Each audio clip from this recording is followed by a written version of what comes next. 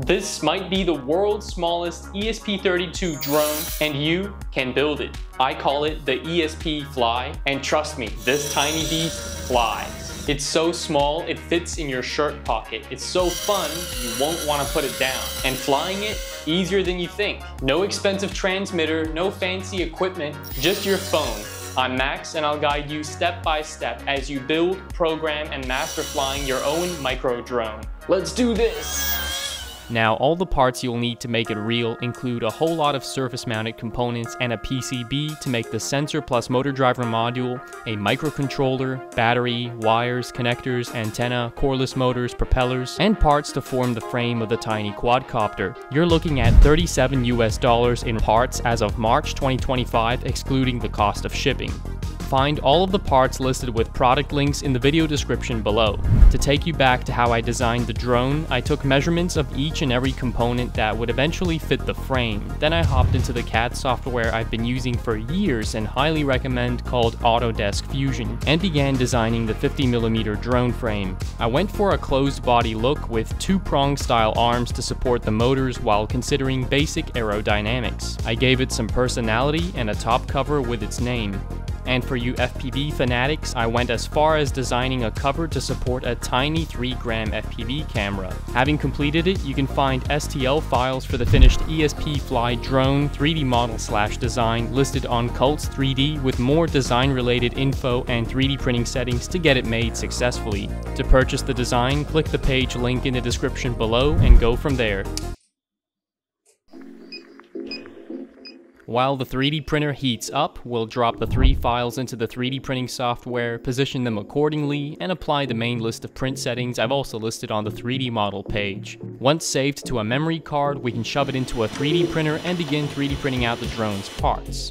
I've been asked by quite a number of you which 3D printer I use, and I must say I'm very pleased with the one I'm currently using, the Elektor Neptune 4 Plus.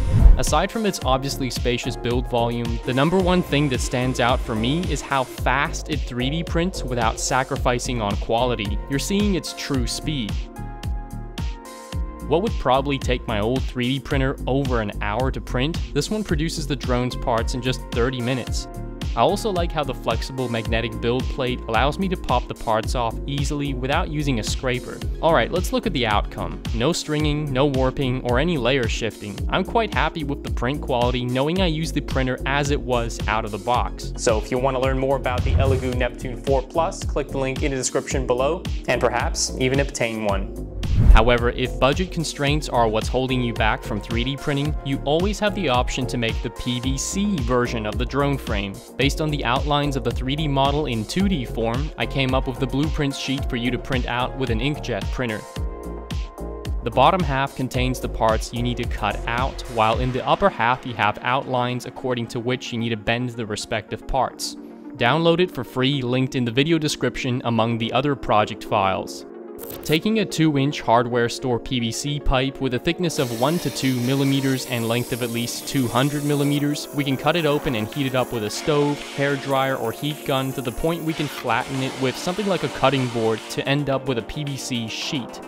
With some glue stick, we can stick on the sheet of outlined parts to cut out and begin drilling holes in the marked areas either with a drill or by hand with a screwdriver. From here, we can either use the scoring method with a hobby knife or a rotary tool to cut out the parts one by one. If you do this, make sure you wear a filtered mask.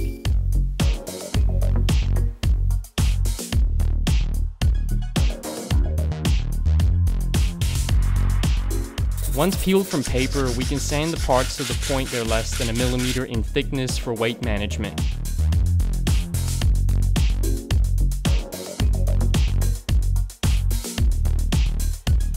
Going from 11 to just 5 grams, these parts are now light enough. We'll need to bend each of the 4 motor holders, frame head, inner frame, and outer frame pieces according to the outlines I made on the blueprint sheet.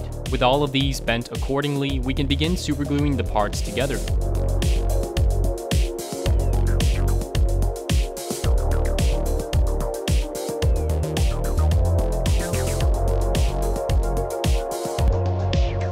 For the frame head to fit in, 3 corners poking inward will need to be trimmed off.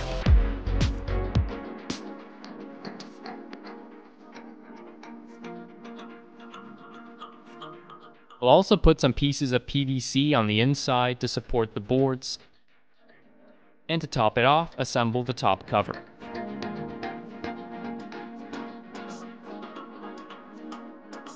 With that, we've just turned 11 grams of flat PVC into a complete DIY drone frame weighing just 6 grams. The drone will still fly with the PVC frame despite being 2 grams heavier, but I'll go with building my drone on the 4 gram 3D printed frame for its detailed and highly accurate design.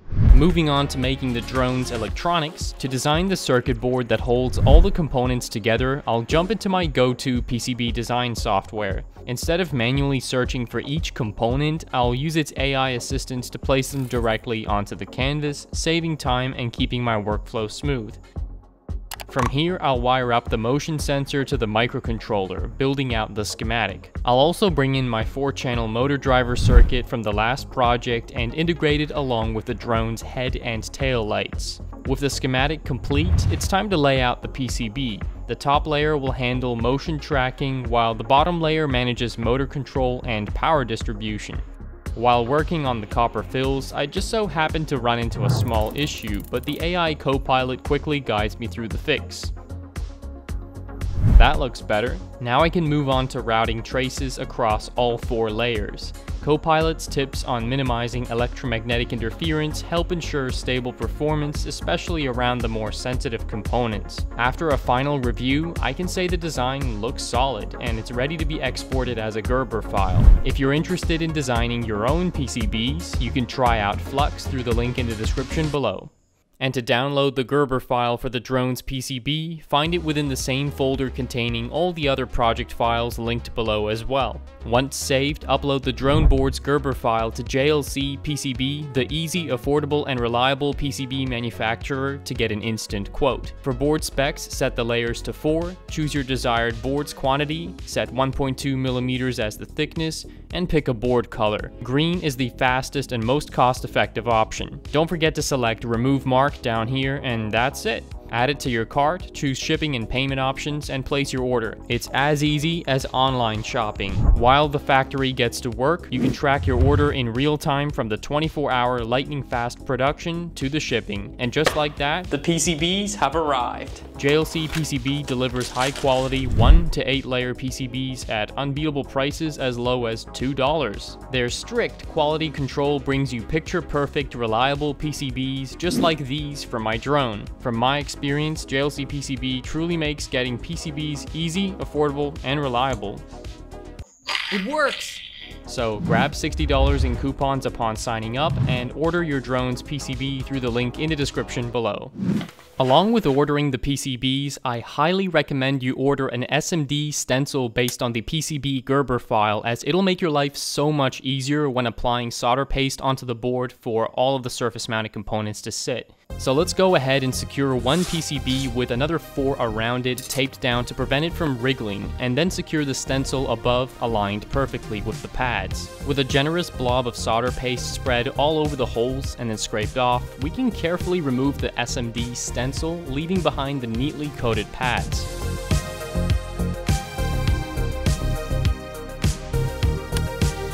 Now for the PCB assembly. I'm using surface mount components found in these reels ordered from Amazon. Let's start by picking and placing the indicating LEDs facing out, resistors and capacitors according to their labeled values.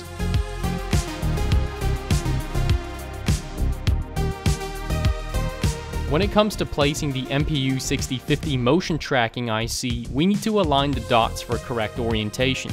The chip can be bought in tape reels or salvaged from a sensor module like I did.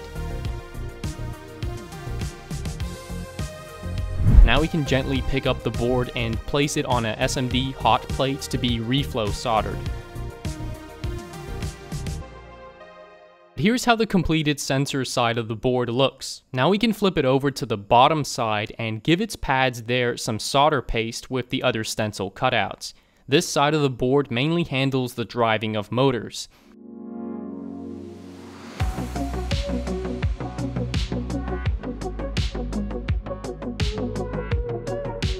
We'll pick and place LEDs for head and tail lights, MOSFETs, flyback diodes, pull-down resistors, and filtering capacitors.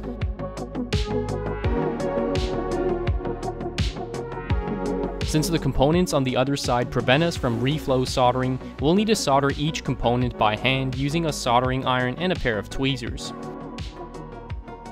Here, we'll come in and solder the JST battery connector for power input.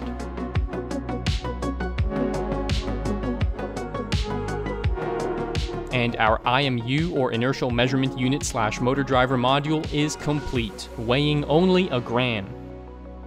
Wow, does using a PCB keep things super compact and lightweight. But if you don't have the tools to make this board, use JLC's PCB Assembly service to make you a ready-to-use board that you can start using right out of the box. When ordering the PCB, don't forget to submit the PCB Assembly option and ensure you select that you want components on both sides. Upload your bill of materials file and pick-and-place file linked below. Only then order the board instead of just standalone PCBs. You'll be sent the finished board with all the components soldered on for you. Now it's time to give the quadcopter its brain. For that, I'm using the XIAO ESP32 S3 from Seed Studio and their lineup of cute thumb-sized microcontroller boards. Size and efficiency are key in a micro drone, and this board nails both. We'll bridge battery power with short wires and mount it using pin headers, keeping orientation in mind. I chose it for its small size of 21 by 17 millimeters, perfect for flight. But despite its size, it runs 2 cores and packs plenty of processing power to juggle running the drone's firmware. With built-in low-latency Wi-Fi, it handles real-time control without extra modules, unlike my mini Arduino FPV drone project from 2024. Another big plus, the built-in battery management system lets it run directly off a battery that you can charge via USB-C. Plus, its low 100 mAh power draw helps extend flight time, critical for the lightweight drone. It's the perfect fit, minimal, powerful, and efficient. You'll see it in action once we start flying the ESP-FLY. To buy the board, I've linked different stores in the description below this video, so check it out.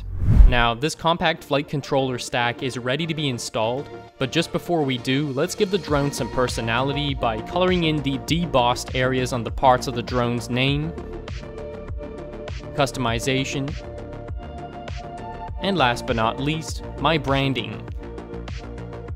Now it definitely stands out.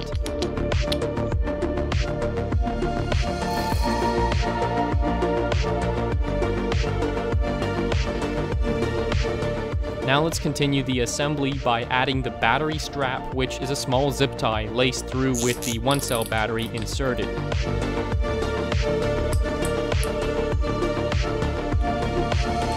We'll clip off the excess and continue by installing the 6x15mm coreless motors with a shaft diameter of 0.8mm. When you buy these, check you get the 2 clockwise and 2 counterclockwise motors, which can be told apart by wire color. We'll clip the connectors off, exposing the wire ends which get tinned. Based on my quick motor test with the flight controller, this is the order in which the motors get connected to the board. But before connecting them, we'll need to insert all 4 motors into the frame like so.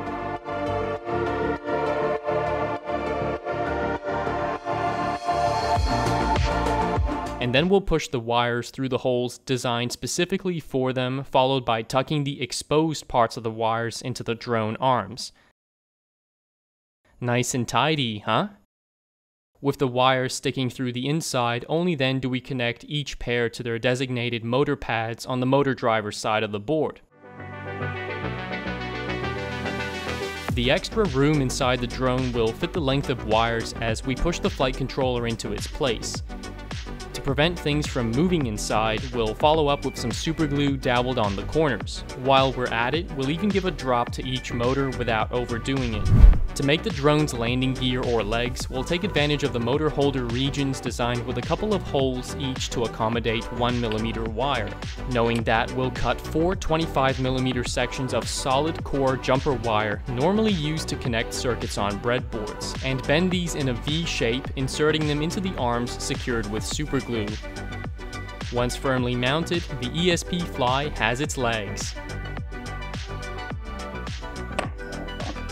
Next, let's modify the antenna that came included with the XIAO ESP32 S3 from Seed Studio by desoldering the flex PCB part of it, stripping the antenna wire end from its plastic coating, and stranded wire shield, exposing an enameled section of the antenna.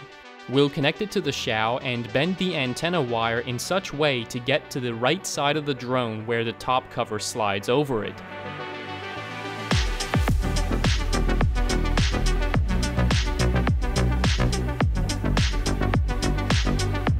For the propellers, commercial ones work best. We'll go with a set of gem fan tri-bladed props for 0.8mm shaft motors like these. We need to be careful when attaching these so that the rotors do not pop through the bottoms of the motors.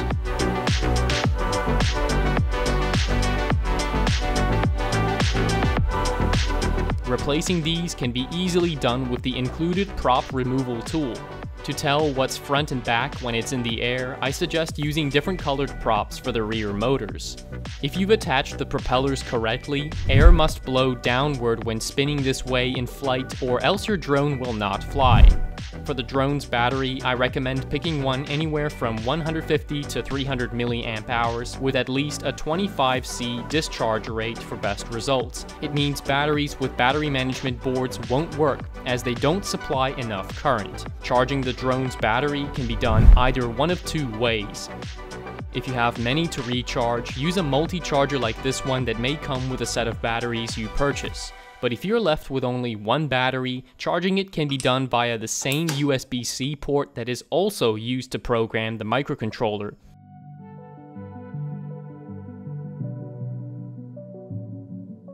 Speaking of which, that's what we're about to do with the help of a computer.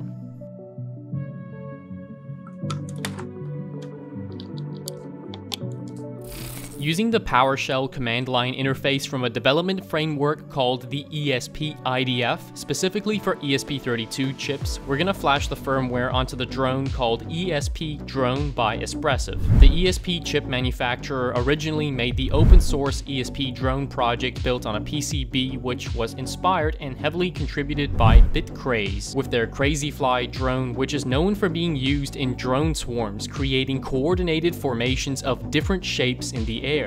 For more technical info on the ESP-Drone, Espressif's documentation linked below has it all.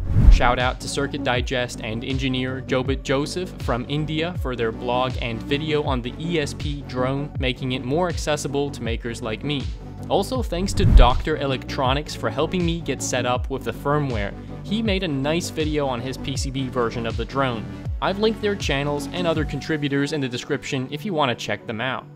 So to flash the code, you'll need to download the framework, assuming you don't have it yet. I've left a link below to open the page where you download the 5.0.7 version of ESP-IDF that is 0.96 gigabytes. Save the exe file, open it, and go through the straightforward installation process, ensuring you select the PowerShell and ESP32S3 related boards to be installed when asked. Once installed and opened, this is how the ESP-IDF PowerShell should look like. For the firmware, you can either check out Jobit Joseph's GitHub for his version of ESP-Drone, which requires some configuration changes to work with my drone, or save time by using my adjusted version with all the correct hardware settings. You'll find it along with the other project files linked below. Once downloaded, open the folder, get inside firmware, and into the folder called ESP-Drone. Right-click to copy the folder's address as text.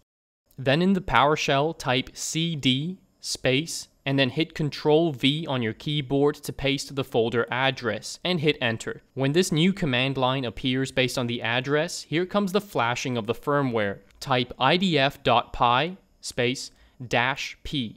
Then go to your computer's device manager and identify the COM port the connected drone is using. Mine happens to be on COM 6, but yours might be different. So I'll type that in, followed by typing flash monitor, and hit enter. This action both flashes the firmware to the drone and allows you to monitor the output log, which looks like this. If you've done everything right, you should see a line saying ready to fly. Now, if you see these specific sensors, CPU, or driver warnings, don't panic. That's simply because these are not being used by the drone. But what you do want to see is that the motion sensor chip's connection is okay, and a visible access point network with its password and all the other elements are in green. Only then will you get the ready to fly message appearing. Now, for those of you who want to make changes to the firmware to suit it to your specific drone's needs, type idf.py menu config, which opens up the configurator menu that's operated entirely from your keyboard. In ESP-Drone config, you can select the chip you're using, decide if you want a buzzer added, enter the pins for communication lines, sensors, LEDs, motors, and the pins on the ESP that they use. If you do make any changes, do it at your risk because everything is set to work with the ESP-FLY as it is. Don't forget to save your changes before exiting this configurator and flash the code to apply the changes. Now you know that. If you want to access more advanced drone settings to get the most out of your drone like you would in beta flight, open the CrazyFly client by typing CF client in the PowerShell. An interface like this should pop up, and as long as you're opening it on a computer with a Wi-Fi connection, it should work. In your computer, connect to the drone's access point network and type in its password, which is numbers 1 through 8. You'll want to click on Input Device up here and configure Device Mapping. Close this window quickly, select the UDP address in the top left and hit Connect to see the battery voltage, a visual of how the motion tracking sensor is working with the pitch, roll, and yaw values displayed below. To the left, you can even select the advanced flight mode where you can change things like trim, rates, thrust thresholds, and more to get the most control out of your drone.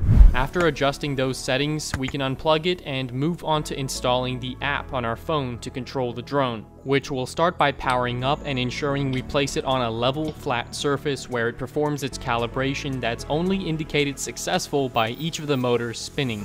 Then we'll go to our phone's settings under Wi-Fi and connect to the drone's access point Wi-Fi network. If you're doing this for the first time, you'll need to enter the password, which again is 123456778. Then we can head over to the ESP-Drone app and connect to the drone, but where do you get the app, you ask? For iOS, find it on the App Store, or for Android, go to the description below and tap on this link that opens the app installation page. Scroll down and hit this install button and download the APK file to your device. You might need to enable Install Unknown Apps in your phone settings to make the download go through. Once installed and opened, you'll be met with this controller interface. To pair with the drone, tap the connect button in the top right corner. The drone's green LED should light up, confirming the connection. Now, you can start flying right away, but to get the best possible control of your drone, tap the settings icon in the top right. Here you can adjust flight control settings such as the joystick modes, pitch and roll trim to stabilize the drone and keep it flying steady if it ever tends to veer off one side. Then you can enable advanced mode for increasing angles and thrust values. In controller settings, you can decide if you want to control the drone via tilting your device or normal joystick control, and adjust the joystick size how you like. This button on the left, when turned off, locks the yaw movement, but I find it only limits the drone's ability to move. It's best to keep it enabled. For some reason, these 5 buttons and icons do not work. If anyone in the comments can suggest the solution, that would be appreciated. If you haven't flown a drone before, the controls are fairly easy to master. Moving the left joystick up increases throttle, moving it left or right is the yaw and steers the drone either way. The right joystick handles pitch and roll to move the drone in any direction, forward, backward, left, or right. And the ESP-FLY is airborne.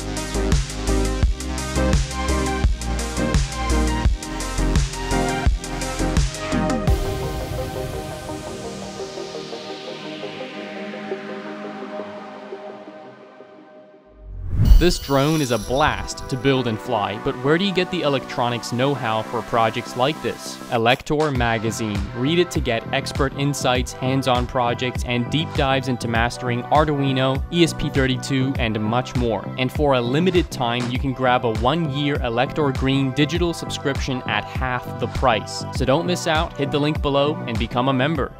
Now let's see if the drone passes my 50-meter range test, cause anything beyond that, you already don't see the darn thing. This clip is a bit sped up to save you time, and here it is already. Do you hear that? It just flew past the camera, which means it passed. You know its range is decent when you can fly it out of sight. Alright, let's see for how long it flies on the 250 milliamp hour LiPo battery.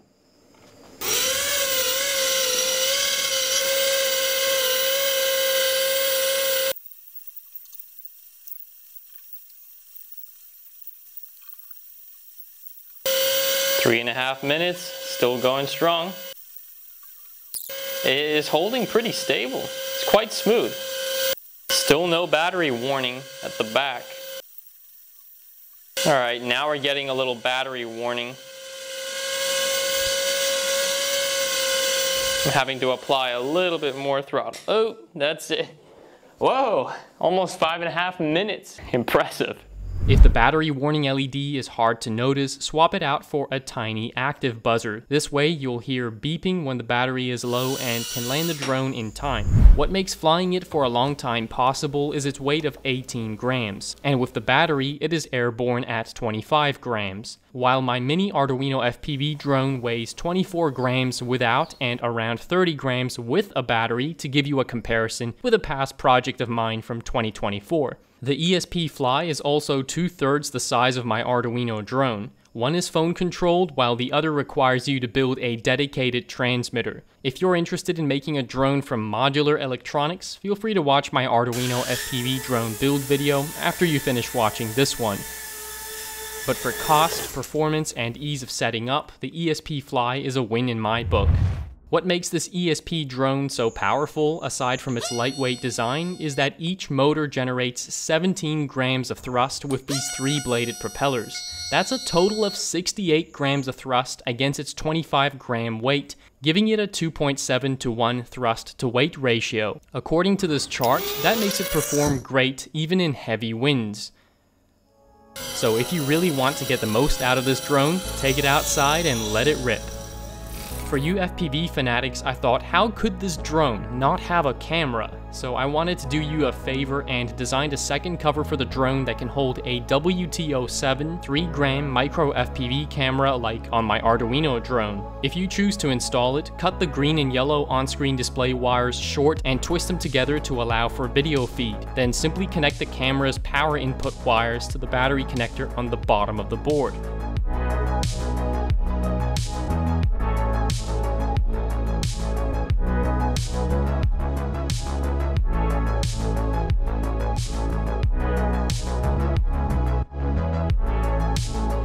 Once connected, mounted, and powered up, it's time to connect you to the drone's new eye. For my setup, I'm using a basic iFlight 5.8 GHz FPV headset. You'll want to bind the camera to your goggles by tuning into the matching band and channel with an auto search, and just like that, you've got a live first-person view video feed.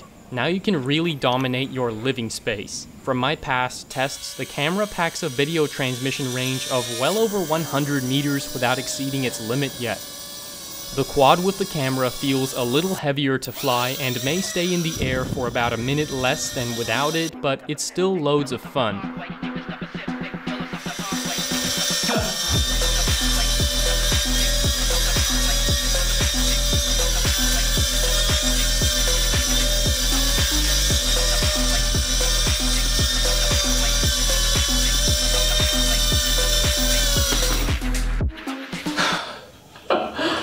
That was fun.